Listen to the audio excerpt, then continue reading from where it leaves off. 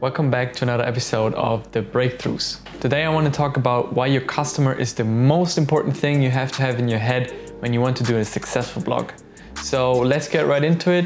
I'll see you after the intro.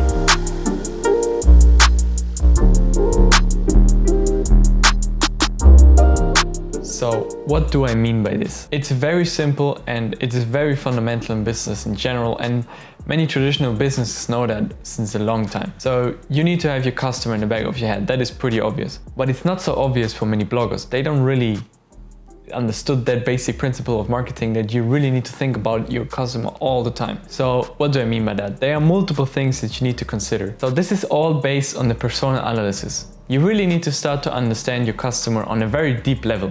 You need to know which interest does your customer has.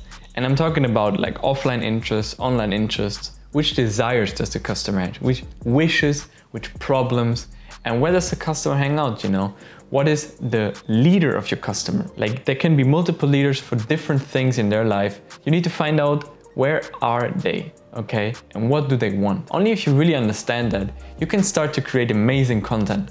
This is more than an analysis that you just do for one time. This is something that you need to have in the back of your head all the time. When you write your content, when you publish your content, when you promote your content, you always need to think about your persona. Your persona is the basis of every decision that your business should make. Really successful businesses do that all the time. They have the persona hanging on the wall and they look at it on a daily basis and they think, what would this persona want? And then they do a business decision. They don't think what is awesome for our business and then they try to press it into the market. And it's the same everywhere. This is a general business topic and I'm giving it to you because a blog is basically a business. So you need to understand general business topics in order to have a generally successful blog. It is really that simple. Now you might ask the question, how do I even find out what my customer likes? There are multiple options that you can do. There's a very simple thing that you can do.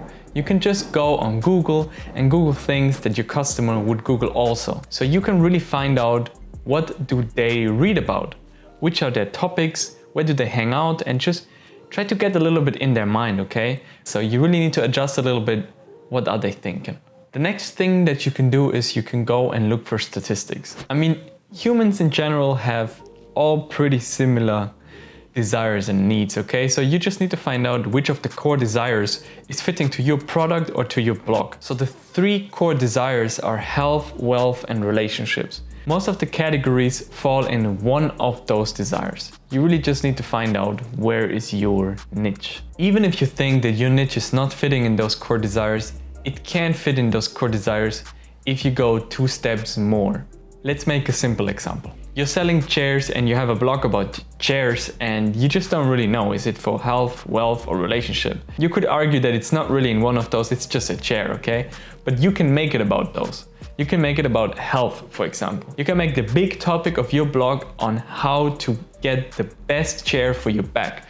Because many people experience that if you sit for a long time in a chair which is not a good quality, for example, that you're gonna have back problems. Especially office chairs are a huge topic. Just try to think around 2 corners and you're gonna find that your product or your message of your blog is gonna fit in those 3 categories. Another thing that you need to know is the pyramid of Maslow. He invented this pyramid like many years ago and it is a symbol of on which level do your customers or in general people search a satisfaction. There are great websites out there where you can find a ton of information of your customer. You just need to have roundabout an idea what you're looking for. Are you looking for teenagers or are you looking for young adults? Are you looking for like entrepreneurs? Are you looking for like employees? Are you looking for a certain type of employee in a certain industry? And then just start researching and researching and researching. And I guarantee you, you will find a ton of statistics about the specific group that you're looking for.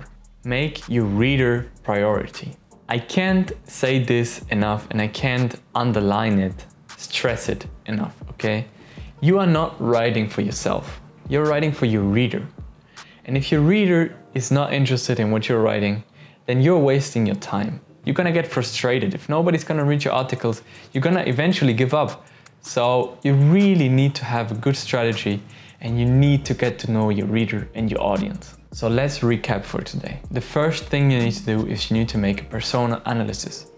You really go ahead and you create a fictional person based on the interests and statistics that you're finding. The next step is you need to have an idea how to write content for these people. You can do that with looking at the competition, how are they writing, and also doing a benchmark analysis.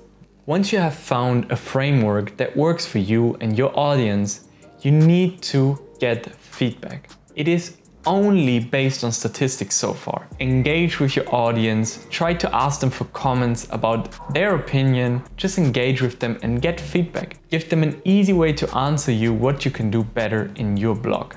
That is important. The moment it makes click in your head is the moment you're gonna be successful with your blog.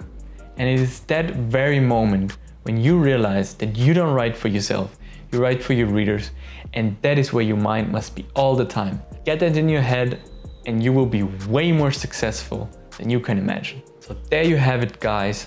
How do you make your blog more customer-centric? That's it for today. And like always, please hit that like button. For you, it's just one click, but for me, it really helps me out a lot because the algorithm is really gonna shut me down if I don't get some likes. So for you, it's just one click. For me, it means actually a lot. So please hit that like button. If you want more of that content, if you want to learn how to start your blog successfully, then follow me here, click subscribe, and also check out my website, patrickbreitenstein.com. There I talk about blog consulting, more and more tips for you, strategies, how to get really successful in your blog. And that's it, guys. We see each other in the next video. I hope you enjoyed it. Till then, peace out. Oh, by the way, you have some questions? Let me know in the comments. I'm gonna react to them for sure. So we see each other down in the comments.